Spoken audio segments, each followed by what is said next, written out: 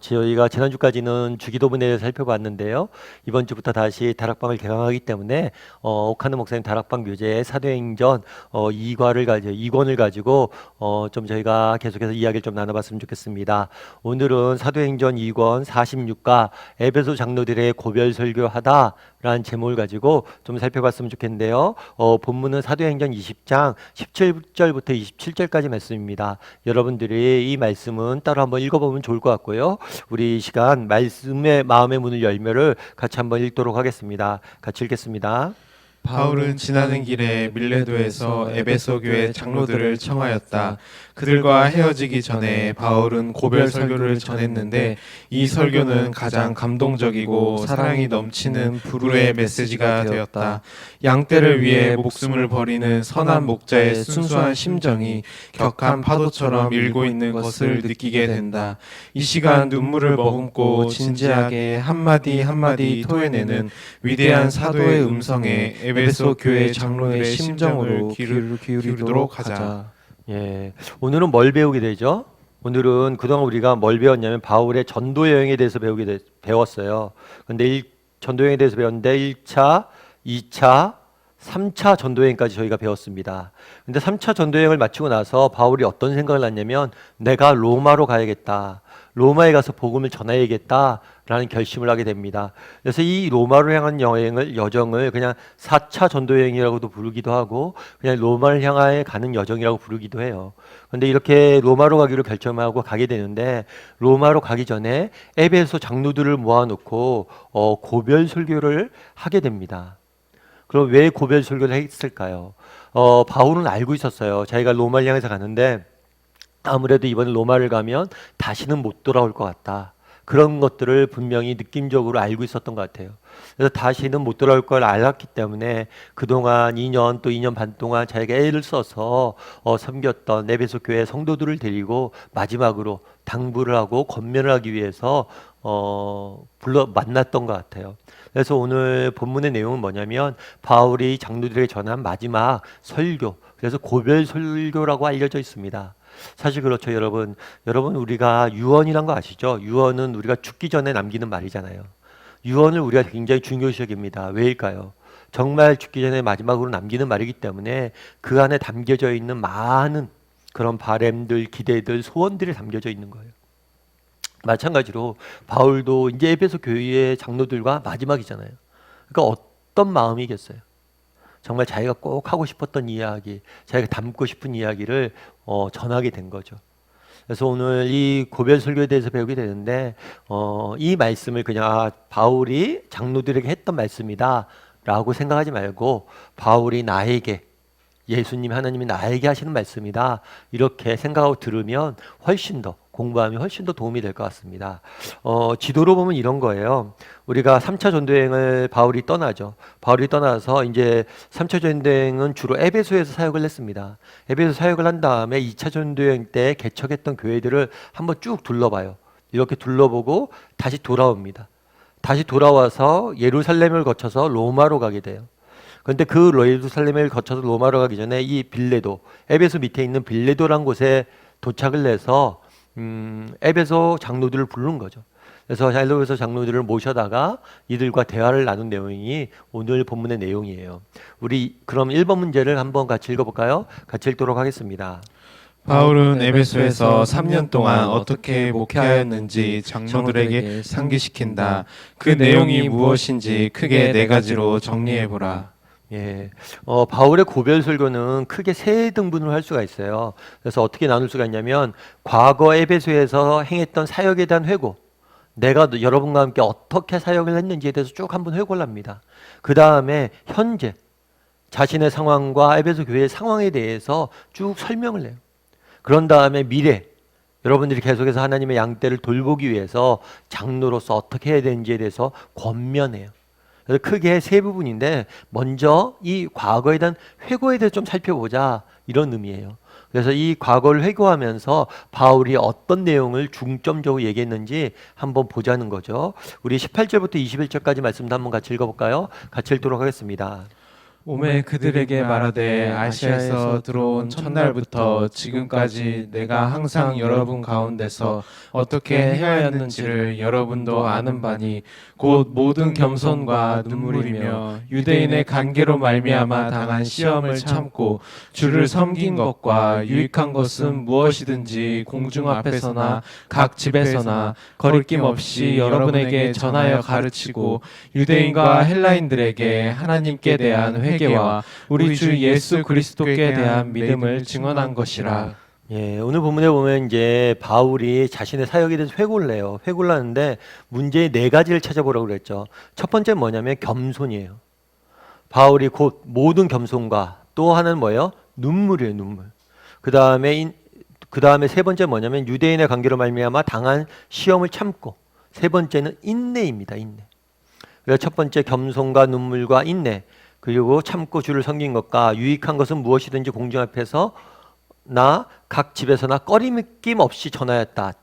네 번째는 뭐냐면 담대함이에요. 네 가지를 찾으려면 어떤 거냐면 겸손과 눈물과 인내와 담대함이죠. 그래서 이것은 바울이 자신의 사역을 회고하면서 아마 그런 것 같아요. 내가 이런 마음으로 섬겼다. 어떤 마음으로 섬겼다는 거예요? 내가 겸손한 마음으로. 이 겸손한 마음은 그런 거죠. 바울은 이 사도잖아요. 그리고 바울은 어떤 면에서 굉장히 사역적으로는 성공한 사람이죠. 1차, 2차 전도여행을 다니면서 많은 교회를 세우고 많은 사역의 열매를 나타냈어요. 그런데 그런 것들 자랑하면서 어떤 교만하게 여러분들 대하려고 하지 않았다. 내가 늘 겸손하게 여러분들 섬기려고 했다. 이렇게 이야기하는 거죠. 아마 이런 겸손의 원천은 바울의 은혜 때문에 그럴 거예요. 은혜 사상. 바울은 늘 그런 생각이 있었어요. 뭐냐면 나는 자격이 없는 사람이다. 정말 나같이 자격 없는 사람을 하나님께서 부르셔서 이제 목회자로, 사도로 세우셨다. 그러니까 내가 자격 없고 이렇게 부족한 나를 하나님이 세우셨다. 이 은혜, 내가 나 된 것은 은혜다. 이런 생각이 있으니까 자랑하지 않죠. 자기가 얼마나 부족한지 연약한지 자격이 없는지 아니까요. 그래서 늘 겸손히 섬기려고 했던 것 같아요. 그리고 여기서 눈물이라고 되는데 이 눈물은 개인적으로 어떤 고통이나 아픔이 있어서 흘리는 눈물을 의미하는 게 아니라 함께 눈물 흘리는 걸 의미해요. 다르게 말하면 바울이 섬기는 성도들과 함께 바울은 그들의 아픔들을 품고 그들과 함께 눈물을 흘리며 그들을 위해서 기도하며 내가 너희를 섬기려고 했다는 거예요. 내가 에베소 교회를 섬기려고 했던 어떤 마음이었냐? 첫 번째는 겸손히 정말 내가 이렇게 섬기게 된 것도 은혜지. 내가 뭘 자랑할 게 있어. 이 사람들 잘 섬겨야지. 이런 마음을 섬겼고, 두 번째는 뭐냐면 내가 섬기는 성도들의 마음을 알고 그들의 아픔을 알고 그들과 함께 눈물 흘리면서 기도하면서 섬기려고 했다는 거예요. 세 번째는 뭐예요? 인내죠, 인내. 우리가 계속해서 3차 전도여행을 살펴봤잖아요. 3차 전도여행을 살펴볼 때 어떤 생각이 들었어요? 끊임없이 바울이 가는 곳마다 유대인들의 반대와 핍박과 어려움들이 있었죠. 나중에 고린도후서에 바울이 보면 회고를 합니다. 내가 감옥에 갇히길 몇 번 했고 몽둥이 맞기를 몇 번 했고 내가 죽을 뻔한 게 몇 번이고 계속해서 환난과 어려움이 있었어요. 그런데 그런 어려움 속에서 바울은 뭘 한 거예요? 그 가운데 포기하지 않았어요. 그 모든 어려움들 참고 그래 하나님께서 이렇게 어려움들을 내게 허락하신 데는 이유가 있겠지, 뜻이 있겠지. 내가 인내하면서 걷다 보면 언젠가 더 귀한 것들로 내 인생을 채워주겠지. 이렇게 믿고 인내하면서 내가 섬겼다는 거예요. 뿐만 아니라 마지막으로 뭐라고 됐어요? 꺼리낌 없이 담대하게 어딜 가서나 정말 하나님께서 내게 전해야 된다 느꼈던 것은 사람들 눈치 안 보고 사람들 정말 그런 입장들 생각하지 않고 내가 마땅히 전해야 할 것은 당당하게 전했음을 바울은 회고하고 있어요. 그래서 바울이 여기서 볼 수 있는 건 뭐냐면 네 가지 자세예요.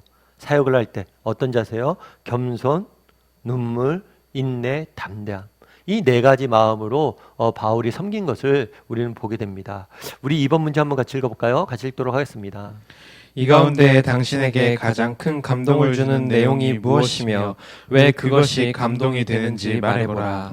예, 한번 각자 나눠보죠. 우리 네 가지 뭐라고 했어요? 겸손, 그 다음에 눈물, 그 다음에 인내, 그 다음에 담대함. 왜 이것이 감동이 되는지 한번 이야기를 나눠보죠. 쭉 한번 나눠보세요. 어떤 사람은 그럴 수가 있겠죠. 목사님, 저는 순장님, 저는 담대함이 그렇게 와닿았어요.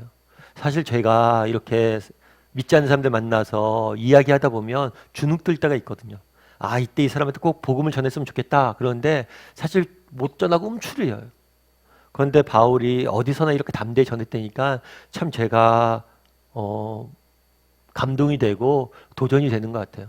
또 어떤 분은 그럴 수가 있겠죠. 저는 인내라는 게 되게 와닿았어요. 사실 제가 좀 그렇거든요. 어떤 어려움들이나 그런 거에 부딪히면 쉽게 포기하는 경향이 있어요. 그런데 바울이 이렇게 어려운 가운데서도 인내하는 모습들 보면서 아, 내가 좀 더 인내했으면 좋겠습니다. 라는 생각이 들었습니다. 이렇게 나눌 수도 있겠죠. 이렇게 한번 쭉 나눠보세요. 그럼 재밌는 얘기가 많이 나올 거예요. 저는 개인적으로 참 이 눈물이라는 단어가 굉장히 많이 나왔더라고요. 마음에 와닿더라고요. 사실 바울하면 우리가 어떤 생각이 있어요? 바울하면 자신이 갖고 있는 이상, 꿈, 열정들을 가지고 열심히 사역한 사람으로 알려져 있습니다. 때로는 무자비하기까지 했죠. 원래 이 사람이 뭐에 빠져 있었어요? 유대교에 빠져 있었어요. 그 유대교를 지키기 위해서 뭐까지 자행했어요? 스데반을 죽이고 사람을 죽이는 일까지 자행했던 거예요. 그래서 우리가 그런 노래 알죠? 전우의 시체를 넘고 넘어. 정말 내가 목표한 것이 있다면 어떤 희생을 치러서라도 이루던 사람이에요.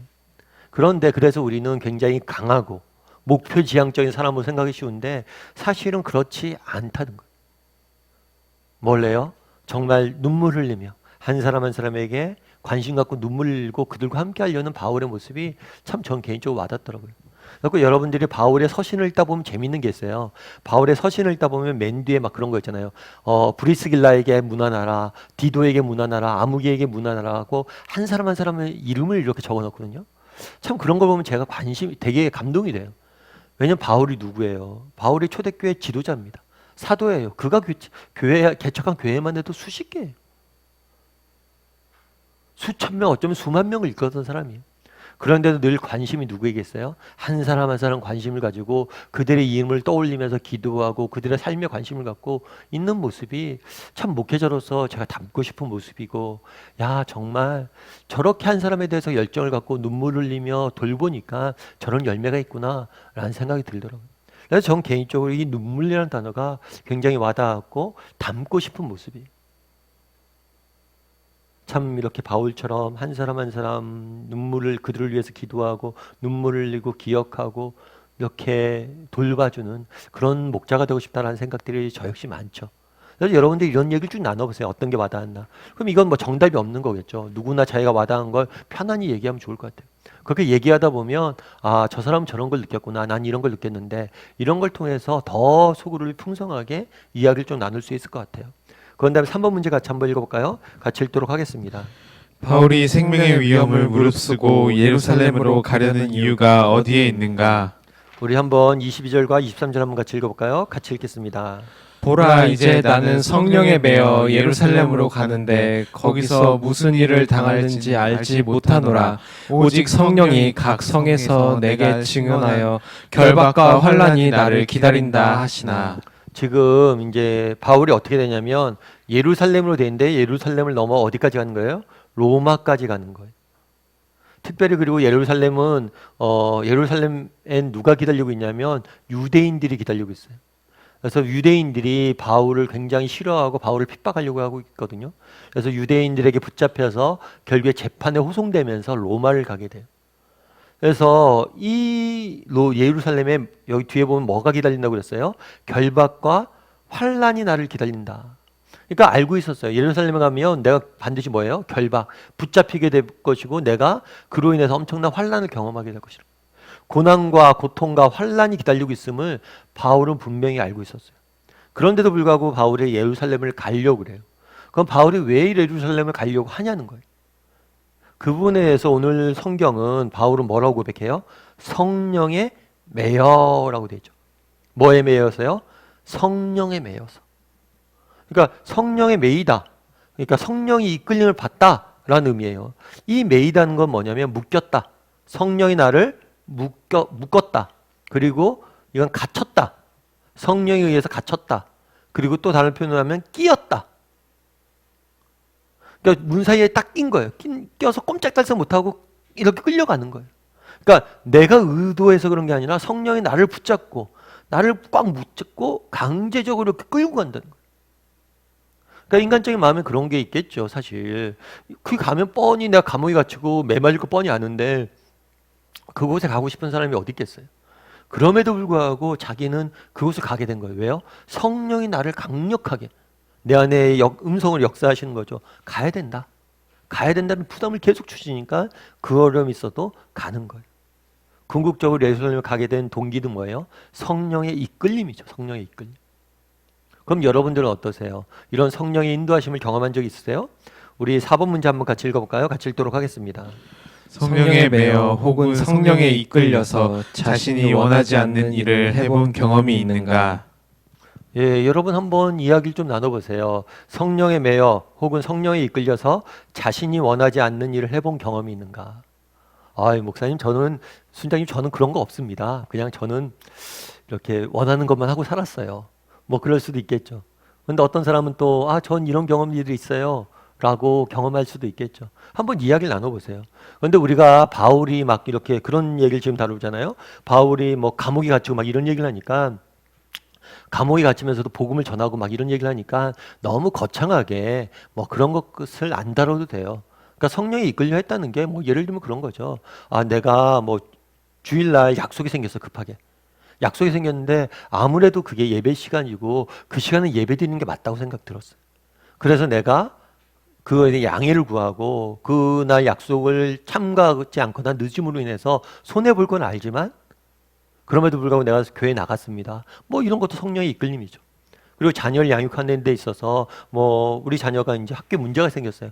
문제가 생겨갖고 뭐 그런 것 때문에 갔는데 아휴, 마음 같아서는 정말 저도 승질 한번 부리고 싶은데 그냥 내가 믿는 사람이기 때문에 그냥 참자, 인내하자, 넘어가자 라고 해서 아까 그런 얘기 됐죠. 겸손, 인내, 뭐 눈물, 담대함 이런 거 배웠는데 그런 경험들이 있을 수 있을 거예요.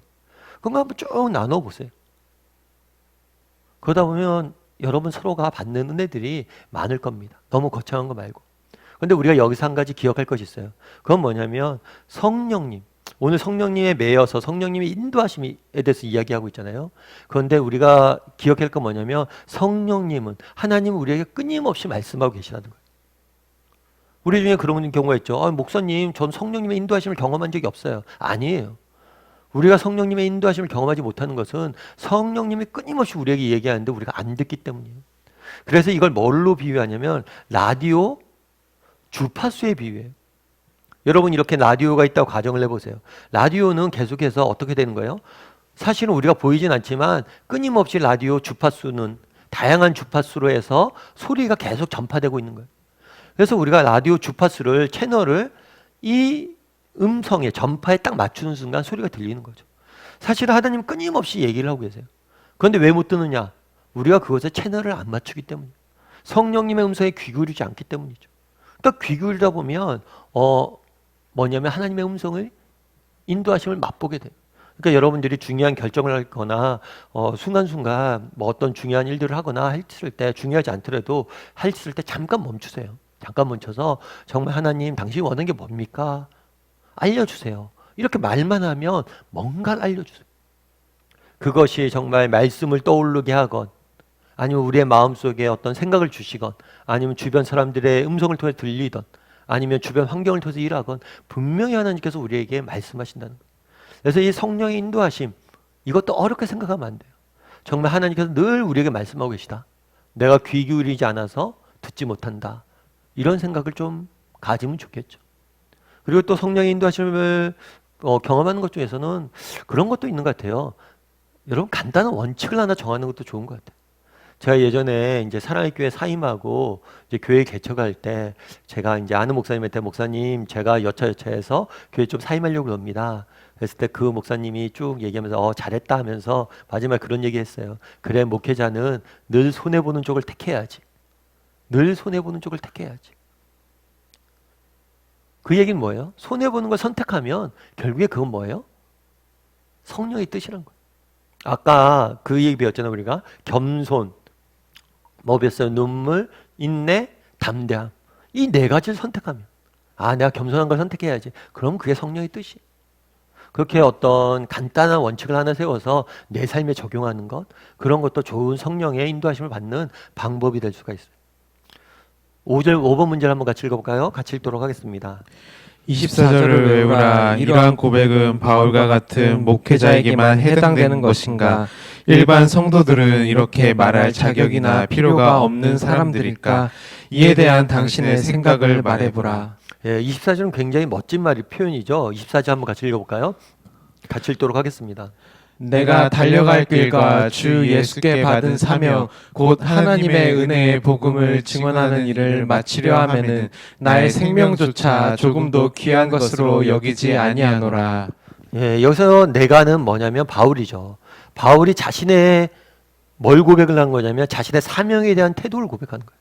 나는 예수님께서 내게 주신 사명이 있는데 이 사명은 곧 뭐라고 그랬어요? 하나님의 은혜의 복음을 증거하는 일. 이것을 마치는 것에 마치기 위해서 나는 늘 노력해왔다. 그리고 이 일을 마치는데 혹시라도 내가 정말 어려움이 있는데 혹시라도 내가 목숨을 잃어버리는 상황이 되더라도 나는 그것을 귀한 것으로 여기지 않았다. 그런 위협까지 무릅쓰면서 나는 사명을 이루려고 노력했다라고 이야기하는 거예요. 특별히 오늘 본문에 보면 바울은 달려갈 길이라고 해요. 이야기하잖아요. 그러니까 바울은 자신의 사명을 이루려고 하는 것을 운동, 경기에 비유합니다. 운동 경기에 뛰는 선수에 비유해요. 여러분 우리가 달리기 선수라고 생각해 보십시오. 달리기 선수는 어디에 초점이 맞춰져 있어요? 초점이 어디에 맞춰져 있어요? 결승점에 맞춰져 있죠. 결승점만 보며 달려가는 거죠.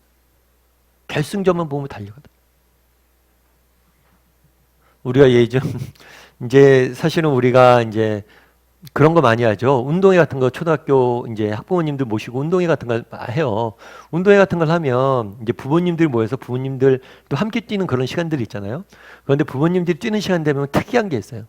그게 뭘까요? 부모님들이 많이 다쳐요. 넘어져요. 그럼 왜 넘어지나 이렇게 보면 그런 거죠. 몸이 이제 예전 같지 않잖아요. 젊은 날 같지 않잖아요. 달려가는데 우리의 마음과 눈과 생각은 어디가 있어요? 목표 지점에 갖춰져 있죠. 그런데 몸은 안 따라가는 거예요. 그러니까 마음은 이미 가 있는데 몸이 안 따라가다 보니까 앞으로 쏠리면서 넘어지는 거예요. 마치 그런 것과 똑같다는 거예요. 우리가 달리기 하면 어떻게 돼요? 딱 목표 지점만 보고 딱 달려가잖아요. 그것만 향해서 막 달려가다가 어떨 때 넘어지기도 하고 막 그러죠. 그것만 바라보니까. 마찬가지란 거예요. 나는 정말 달리기 선수가 목표 지점을 보고 그것만 보고 달려가고 그것만 집중해서 하는 것처럼 나는 그렇게 달려간다. 내게 주신 사명을 위해서 이런 마음으로 달려가고 있다. 혹 넘어진다 할지라도 혹 어떤 장애물이 있다 할지라도 뛰어넘으면서 난 달릴 마음이다. 이렇게 고백한 거죠. 그럼 오늘 질문은 그런 거잖아요. 이런 바울의 고백을 보면 당신은 무슨 생각이 듭니까? 바울 선생님 굉장히 위대하시네요. 바울 선생님 굉장히 뛰어나십니다. 감동됩니다. 이렇게 생각하느냐? 아니면 정말 바울의 고백이 나의 고백처럼 당신도 고백할 수 있느냐? 여러분 어떠세요? 바울의 이 고백이 어떠세요? 이 고백이 여러분 자신의 고백이 되어야 된다고 생각하세요? 한번 이런 부분에서 좀 이야기를 좀 나눠봤으면 좋겠어요. 이런 부분에서 한번 이야기를 좀 나눠봤으면 좋겠어요. 제가 예전에 어떤 미국에 있는 어떤 기자의 글을 읽은 적이 있어요. 이 기자가 뭐라고 이야기하냐면 기자는 그러잖아요. 여러 사람들을 이렇게 인터뷰를 하잖아요. 여러 사람들이 인터뷰를 하잖아요. 그래서 자기가 인터뷰한 사람들이 많대요. 그러니까 미국의 아이돌이라고 할 수 있는 그 최상급에 있는 연예인들도 인터뷰한 적도 있고 그리고 인물을 인터뷰하다 보니까 아프리카 오지에 가서 열심히 봉사활동하는 사람들을 인터뷰한 적도 있대요. 그래서 인터뷰한 그걸 쭉 인터뷰했던 기억들을 회상하면서 그런 고백을 하더라고요. 뭐라고 얘기하냐면 처음에 아프리카 오지에서 이렇게 봉사하시는 분들 보면 존경스러웠다고. 존경스럽죠. 그 삶이 존경스러웠대요. 그런데 존경스러웠지만 부럽진 않았대요. 내가 그런 삶을 살아야겠다 이런 생각도 안 들었대요. 그런데 지금 내가 나이가 이 정도 들어서 돌아보니까 그 사람들의 삶이 존경스럽기도 하지만 이제는 부럽다. 정직히 말하면 그렇게 살고 싶다. 여러분 우리가 어떠냐는 거예요. 바울이 오늘 이런 고백을 하잖아요. 이 고백이 여러분 존경스럽기만 합니까? 아니면 나는 부럽습니까? 그렇다면 이 사람은 왜 부럽다고 이야기했을까요? 사실 제가 주일날에도 말씀드렸죠. 지난주인가 주일날 말씀드렸는데 정말 무엇인가를 정말 죽도록 죽을 만큼 무엇인가를 누군가를 사랑할 수 있다는 것. 그것만큼 행복한 게 없는 것 같아요. 그것만큼 우리 삶에 값진 일이 없는 것 같아요. 저는 정말 지금도 고백하지만 제 인생에 가장 돌아가고 싶은 때는 언제냐면 정말 제가 젊은 날이에요. 젊은 날. 젊은 날 그런 열정이 넘쳤을 때. 그때는 아무것도 없었죠. 제대로 보장된 미래도 없었고 가진 것도 현실적으로 아무것도 없었어요. 하지만 그때는 정말 열정이 넘쳤어요. 정말 제가 가지고 있는 꿈과 이상을 위해서 제 모든 것을 정말 버려도 아깝지 않다. 이런 생각으로 살았던 때가 있어요. 근데 진짜 그때가 제일 부러워요. 왜냐하면 그것이 사라지는 순간 뭐예요? 정말 인생에 참된 기쁨과 은혜가 사라지는 거죠. 사실은 바울이 이렇게 하는 모습이 존경스럽기도 하지만 부럽기도 한 게 뭐냐면 우리도 이런 게 있으면 좋겠다는 거예요. 정말 이게 진짜 삶일지 모른다는 거죠. 여러분은 어떠세요? 정말 무엇인가를 누군가를 정말 죽도록 사랑하고 있습니까? 꿈꾸고 있습니까? 정말 무엇인가를 바라보고 정신없이 달려가고 있습니까? 정말 우리 인생이 제일 행복할 때가 그런 것 같아요. 그래서 전 많이 기도해요. 하나님 저에게 그런 열정들을 회복시켜달라고. 교회에 대한 또 정말 하나님 나라에 대한 또 우리 가정에 대한 그런 열정들을 내가 회복시켜달라고. 꿈들을 회복시켜달라고. 정말 우리 가정을 위해서 기도할 때 우리 가정을 통해서 하나님께서 정말 아브라함의 가정에 임했던 그 놀라운 하나님의 역사를 임하게 해달라고 기도하고 우리 공동체를 위해서 기도할 때 정말 초대교회에 임했던 그 놀라운 역사 일어나게 해달라고 기도하고 내가 그 일을 위해서 달려가는 사람이 되게 해달라고 기도하고 참 아무튼 여러분 한번 돌아보세요. 요즘 제가 많이 고민하는 게 그겁니다. 정말 우리에게 삶의 열정 정말 죽도록 정말 죽을 만큼 목숨이 아까울지 않을 만큼 무엇인가를 누군가를 사랑할 수 있는 사람이 되었으면 좋겠다. 그런 것들에 대해서 그런 삶에 대해서 어떻게 생각하는지 한번 이야기를 나눠보면 좋을 것 같습니다. 우리 6번 문제를 같이 한번 읽어볼까요? 같이 읽도록 하겠습니다. 바울은 영혼을 책임진 지도자로서 교회의 머리이신 예수 그리스도 앞에서 목회자의 양심 선언을 하고 있다. 그 내용을 살펴보라. 예, 우리 26절과 27절을 한번 같이 읽어볼까요? 같이 읽도록 하겠습니다. 그러므로 오늘 여러분에게 증언하거니와 모든 사람의 피에 대하여 내가 깨끗하니 이는 내가 꺼리지 않고 하나님의 뜻을 다 여러분에게 전하였음이라. 예, 여기서 보면 아까 우리 꺼리지 않고 이렇게 돼 있죠. 아까 우리가 담대함에 대해서 이야기했잖아요. 바울이 자신의 사역을 회고하면서 겸손과 눈물과 인내와 담대함이에요. 이 담대함이 뭐냐면 내가 어떤 상황, 어떤 형편에 있든지 누구를 만나든지 담대하게 꺼리낌 없이 복음을 증거했다는 거예요. 하나님의 뜻을, 복음을 증거했다는 거예요. 그래서 뭐라고 마지막에 표현해요? 모든 사람의 피에 대해서 내가 깨끗하다. 이게 무슨 얘기냐면 누가 정말 예수 그리스도의 복음을 믿지 않고 죽었어요. 그러면 그 죽음에 대해서 난 어떠냐는 거예요. 너는 책임을 다했냐? 바울아, 네가 정말 에베소에 사역을 했는데 에베소의 사람들 중에서 예수 그리스도를 믿지 않아서 정말 죽음에 영원한 죽음에 이른 사람들이 있는데 그 사람들에 대해서 네가 책임을 다했냐? 예, 다 했습니다. 제가 전할 수 있는 만큼은 다 전했습니다. 받아들이지 않은 건 그들이란 거예요. 그런 의미로 한 거죠. 그래서 바울은 누굴 만나든지 어떤 형편에 있든지 정말 담대히 복음을 전한 것을 전했다고 고백을 하는 거죠. 실제로 우리가 그런 걸 보게 되고요. 우리 7번 문제 같이 한번 읽어볼까요? 같이 읽도록 하겠습니다. 27절을 20절과 비교해보라. 꺼지지 않고 전하였다는 말 속에 담겨있는 의미는 무엇인가? 예, 20절과 21절에 되면 이렇게 되죠. 유익한 것이 무엇이든지 공중 앞에서 각 집에서 꺼리낌 없이 여러분에게 전하고 가르치고 유대인과 헬라인에게 하나님께 대한 회개와 우리 주 예수 그리스도에 대한 믿음을 증언한 것이라. 뭐냐면 유익한 것은 무엇이든지 사람들 여러 사람들이 모인 곳이나 각 개인을 만났을 때나 꺼리낌 없이 담대하게 필요한 것들은 담대하게 전했다는 거예요. 대담하게.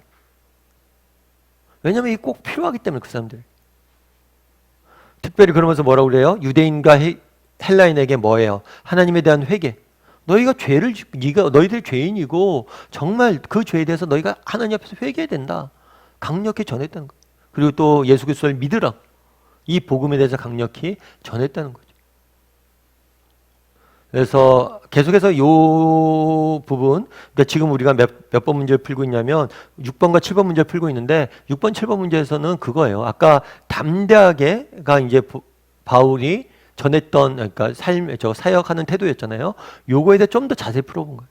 그래서 바울이 누굴 만나든지, 좀 전에 얘기했던 건 헬라인을 만나든지 유대인을 만나든지, 정말 복음을 모르는 사람을 만나든지 복음에 대해서 이미 잘 알고 있는 사람을 만나든지, 유대인처럼 자기들을 핍박하는 사람을 만나든지, 헬라인처럼 정말 낯설고 내가 같이 함께하기 싫고 정말 나와 이제 민족적이나 정서적으로 맞지 않는 사람을 만나든지, 누구를 만나든지 상관없이, 어떤 형편에 있든지 상관없이 내가 마땅히 그들을 위해서, 그들이 꼭 알아야 될 것은 담대히 전했다.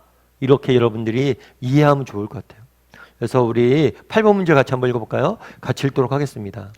현대교회는 대개가 양심을 찌르는 설교, 죄를 나무라는 설교, 부담을 주는 설교를 좋아하지 않는다. 그리고 이런 설교를 자주 하면 현명하지 못한 목회자로 여긴다. 왜 이런 경향이 위험하고 해로운가? 만일 바른 말씀이요 유익한 말씀임에도 불구하고 사람들에게 인기가 없다는 이유로 인간의 눈치만 보면서 말씀을 액면 그대로 전하지 않는 목회자가 있다면 당신은 이런 지도자를 환영하겠는가? 이런 지도자를 환영해야 돼요? 안 해야 돼요? 환영하면 안 되죠. 여러분, 물론 그런 게 있습니다. 사실은 우리가 그런 얘기를 많이 들어요. 뭐냐면, 아유, 목사님, 세상 사는 게 얼마나 힘든데요. 교회 나와서 좀 위로받고 싶어요. 그래요. 교회 나와서 위로해줘야죠. 아까 바울이 그랬잖아요. 눈물. 바울은 그냥 내가 전하지 않았다고 그래서 눈물. 내가 너희들의 아픔을 알고 함께 눈물 흘리면서 전했다라고 이야기하거든요. 그래서 사실은 교회의 가장 중요한 역할, 저도 그래요. 목회자고 제가 교회잖아요. 교회에 대해 생각하잖아요. 교회와 목회자의 역할은 이런 정말 아프고 정말 힘든 사람을 위로하는 거. 이게 가장 중요한 역할이라고 생각을 해요. 그런데 때로는 그런 게 있잖아요. 위로를 하는데 문제를 해결해야 되잖아요. 그러니까 어떤 사람이 다리를 다쳤어요. 다리를 다치면 그게 약을 발라주고 위로를 해야 되죠. 그런데 그가 다리를 다친 이유는 뭐예요? 넘어졌기 때문이에요. 그럼 넘어지지 않도록 만들어야 되잖아요. 그러니까 이 문제의 원인을 해결해 줘야 되잖아요. 이 문제의 원인은 뭐예요? 조금 마음 아픈 이야기일 수도 있다는 거예요. 우리도 병원 가면 그러잖아요. 병원 가면 약을 주죠. 약을 주는데 의사 선생님이 무슨 얘기합니까? 이 약 먹으면 나을 거예요. 이 약 먹으면 낫는데요. 환자님, 이런 생활 습관 고치지 않으면 계속 이 문제 생깁니다. 이렇게 이야기하죠. 맞잖아요. 그 의사 선생님은 지금 당장 나의 아픈 것을 경감시켜 줍니다. 하지만 본질적으로 뭘 하는 거예요? 이 문제의 원인을 고치려고 권면해 주는 거예요. 이 작업이 둘 다 필요하다는 거예요. 교회가 분명히 성도들을 위로해야 돼요. 아픔이 있는 성도들을 위로하고 그게 교회의 중요한 역할이에요. 근데 진정한 위로는 무엇이냐? 상처를 약을 발라주는 것뿐만 아니라 그 상처가 생기게 된 원인, 넘어지는 현상을 고쳐지게 만들어요. 그런데 이 넘어지는 것을 고쳐지도록 지적하는 것은 우리 입에 좀 쓸 수 있다는 거예요. 아까 얘기했던 것처럼 환자한테 왔을 때 환자에게 약을 처방해 준 다음에 꼭 그런 얘기 하잖아요. 음식 습관 고치고 여러분 평소에 먹던 거 술, 담배 끊으시고 이런 얘기하는 거 왜 이 얘기를 해요? 그게 없어져야 된다는 거예요. 물론 그런 이야기가 잔소리 같고 듣기 싫은 이야기죠. 하지만 들어야 되는 거예요. 마찬가지로 바울이 왜 그렇게 전했습니까? 아까 계속해서 반복된 단어가 뭐냐면 유익이에요. 유익. 내가 유익하니까 너에게 전한 거다. 너에게 유익한 것은 뭐든지 전하는 거다. 그래서 이렇게 우리가 전하는, 여러분 이걸 고치십시오. 이거는 이렇게 하면 안 됩니다. 이렇게 하는 게 지적 자체를 위한 지적이 아니에요. 뭘 하는 거예요? 정말 그 유익을 주기 위해서. 그게 문제 해결의 근본이기 때문에. 그래서 반대로 얘기하면 여러분 이런 걸 좀 들을 수 있어야 돼요. 이게 성도와 목회자의 관계가 그런 거거든요. 여러분이 들을 수 있어야지 뭐예요? 이런 설교가 들리는 거. 그래서 때로는 정말 위로받는 것도 중요하지만 정말 나의 근본 말씀에 대해서 자신을 비춰보고 근본적으로 내가 어떤 문제가 있는지 이런 것들에 대해서 나눌 필요가 있겠죠. 우리 9번 문제 한번 같이 읽어볼까요? 같이 읽도록 하겠습니다. 당신의 영혼을 아끼는 마음 때문에 서로의 관계가 나빠질지 모르는 위험 부담을 무릅쓰고 아무 거리낌 없이 목회자가 당신을 찾아와 충고하거나 책망한 일이 있는가? 기억나는 일이 있으면 나눠보라. 그때 당신은 어떻게 반응했는가? 예. 그러니까 이 8번 문제는 그거잖아요. 왜 이렇게 바울이 담대하게 했느냐? 그 원인은 뭐냐? 했을 때 그것은 더 큰 유익을 주기 위해서 문제 자체를 해결하기 위해서 위로를 넘어서 문제 자체 해결을 위해서 그런 것들을 유익을 위해서 담대히 전했다는 거예요. 그러면 9번 문제는 그런 거죠. 당신이 이런 이야기를 들었을 때 그러니까 여기 목회자라고 되어 있는데 여러분 순장이나 아니면 여러분이 영적으로 가까이 하고 있는 뭐 사람들 공동체 지체들이 여러분에게 때로는 와서 충고하거나 책망한 일이 있냐는 거예요.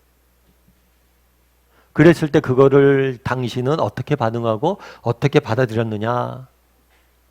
이 이야기에 대해서 좀 이야기를 좀 나눠봤으면 좋겠어요. 참 예전에 제가 한번 그런 걸 들었어요. 이제 옥하는 목사님이 이제 소천하신 다음에 이제 우리가 예배를 드리는데 그 해인가 그 다음엔가 이제 예배를 드리는데 홍정길 목사님 말씀을 전하셨어요. 그러면서 이런저런 얘기 하시다가 홍정일 목사님 말씀 중에 그런 말씀하셨어요. 참 옥하는 목사님 그립다고. 왜냐하면 형이 그리워서 그렇다고. 참 자기가 어렸을 때는 빨리 내가 형이 돼야 되고 빨리 높이 올라가고 싶은데 나이 들어서 내가 뭔가를 책임지고 그러다 시기가 되다 보니까 누군가 나를 혼내주고 나에게 따끔한 얘기를 해줄 수 있는 그런 형이 없다는 게 너무 부럽다. 그래서 여러분 혹시라도 여러분 주변에 이런 사람이 있어야 돼요. 여러분에게 따끔하게 정말 충고도 하고 때로는 격려도 하고 때로는 여러분들에게 이런 진심 어린 조언을 해줄 수 있는 사람이 주변에 있어야 돼요. 정말 그런 사람이 있는 게 행복한 거예요.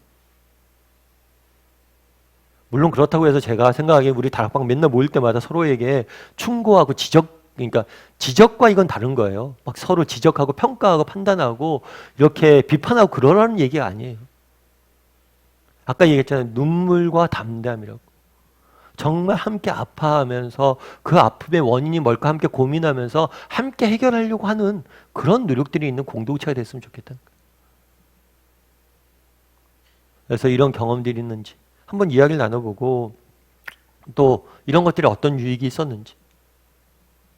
그래서 정말 그때는 순장님 그때는 제가 아무개한테 이런 얘기 듣고 가슴이 너무 아프고 너무 그랬었는데요. 나중에 보니까 그게 다 약이 되더라고요. 그 말이 제게 굉장히 많이 도움이 됐어요. 뭐 이런 경험들 이런 것들 한번 쭉 나눠보세요. 나눠보시고 여러분들이 함께하면 좋을 것 같아요. 다만 아까 얘기했던 것처럼 이런 충고나 책망이란 게 사랑의 행위라는 거.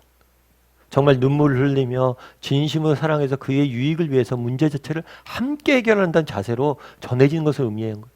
그냥 다른 사람에 대해서 지적하고 평가하고 판단하라는 정죄하라는 그런 얘기가 아니에요. 그래서 서로 우리 공동체가 그런 관계로 모일 수 있는 공동체면 좋겠죠. 그래서 한번 이야기를 나눠보세요.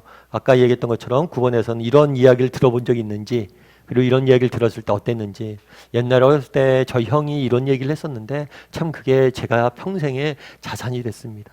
예전에 선생님한테 되게 많이 혼났는데 예전에 목사님한테 굉장히 많이 혼났는데 도움이 됐다. 사실 그래요. 저도 이제 참 형이 없다는 거. 그 홍정일 목사님 그런 얘기 들으면서 그 생각이 났어요. 저도 이제 사랑의 교회에 있었을 때 그때 옥 목사님이랑 교육제회 하면 옥 목사님이 뭐 여러분들이 보기에는 어떨지 모르겠지만 성격이 불같으세요. 혼낼 때는 엄청 혼내세요. 완전히 눈물 쏙 빼도록 혼내세요. 그런데 그렇게 한번 혼나고 내 자신을 돌아보고 난 다음엔 뭐가 되냐면 참 이게 달라지더라고요. 그래서 가끔 우리 그때 부교육자 시절에 있을 때는 그래도 6개월에 한 번씩 옥 목사님한테 그렇게 혼 좀 나야 된다고. 그렇다고 해서 옥 목사님이 개인적으로 하나하나 행동을 갖고 혼내지 않아요. 정말 목회자로서의 기본적인 자세. 하나님을 대하는 태도 이런 것들 가지고 말씀 많이 하시고. 근데 그렇게 한번 쫙 우리의 모습을 그냥 적나라하게 밑에서부터 쫙 한번 돌아보면요. 또 6개월 또 살 힘이 생기더라고요. 그래서 조금 이런 관계가 있는가 한번 이야기를 좀 나눠봤으면 좋겠습니다. 삶의 열매를 거두면서 한번 거둠을 같이 나눠볼까요? 우리에게는 바울처럼 유익한 것이며 무슨 말씀이든지 꺼리지 않고 가르치고 권면하는 지도자가 필요하다. 참 목자를 얻는 것은 복 중에 복이다. 따라서 이 복을 평생 누리게 해달라고 항상 기도해야 한다. 이를 위해 함께 기도하는 시간을 갖자. 네, 아까 얘기했던 저 우리 공동체가 그런 공동체가 되게 해달라고. 오늘 배운 게 뭐예요? 함께 눈물을 흘리며 정말 겸손과 눈물과 인내와 담대함, 함께 눈물을 흘리며 서로를 위해서 기도하고 서로를 권면하고 정말 담대하게 서로를 세워가고 문제의 원인, 서로를 책망하는 게 아니에요. 문제의 원인을 같이 해결하기 위해서 눈물을 흘리며 같이 기도할 수 있는 그런 공동체가 되게 해달라고. 서로가 서로에게 그런 사람이 되게 해달라고 함께 기도하고 또 잘 마무리하면 좋을 것 같습니다. 그래서 우리 다락방이 이제 1학기 처음 시작이잖아요. 올 다락방이 되는데 우리 다락방이 함께 눈물 흘리는 다락방이 됩시다. 그리고 서로를 위해서 권면하고 서로를 함께 세워가고 서로가 함께 문제가 있으면 이 문제를 어떻게 해결할 수 있을지 함께 지혜를 모으는 그런 다락방이 됐으면 좋겠습니다. 라고 서로 격려하고 그것을 위해서 기도하고 또 시작했으면 좋겠습니다.